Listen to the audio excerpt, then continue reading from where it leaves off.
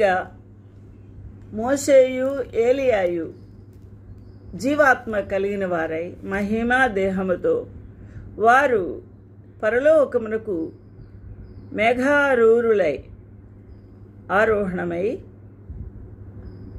ఉన్నారు. దేవునికి మహిమ కలుగునుగాక. గొప్ప భూకంపం కలిగింది. అప్పటికి గొప్ప భూకంపం కలిగి ఆ పట్టణములో 10వ భాగం కూలిపోయింది. భూకంపం వలన 7,000 మంది చనిపోయారు. ఏలియా కూడా ఉన్నాడు కదా. ఈ యొక్క ఇద్దరు సజీవులై మేఘారూరులై పైకి ఆరోహణమైన వారు. ఏలియా పూర్వకాలము దేవుని యొక్క రోషముతో దేవుని కొరకై ఆ యొక్క ఇశ్రాయేలు వారి మధ్య అద్భుత కార్యాలు చేస్తున్నప్పుడు వారు విననందున అక్కడ దేవుని యొక్క ఉగ్రత వారి మీదకి దిగి వచ్చి 7,000 మంది చచ్చి ఉన్నారు.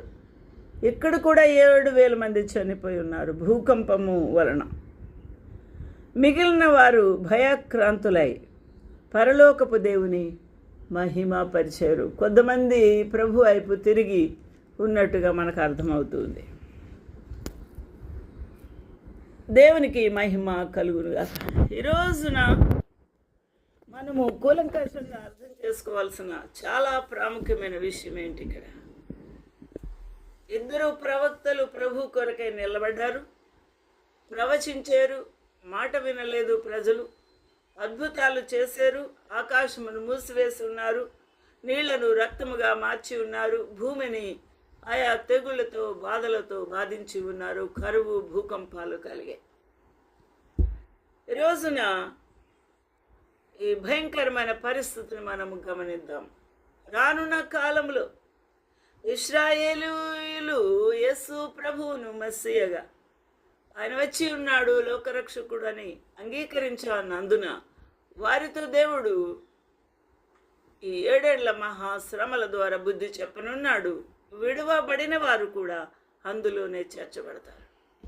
ఈ రోజున నీవు దేవుని యొక్క మాట వింటావా, లేక ఈ లోకముతోనే కలిసి ఉంటావా?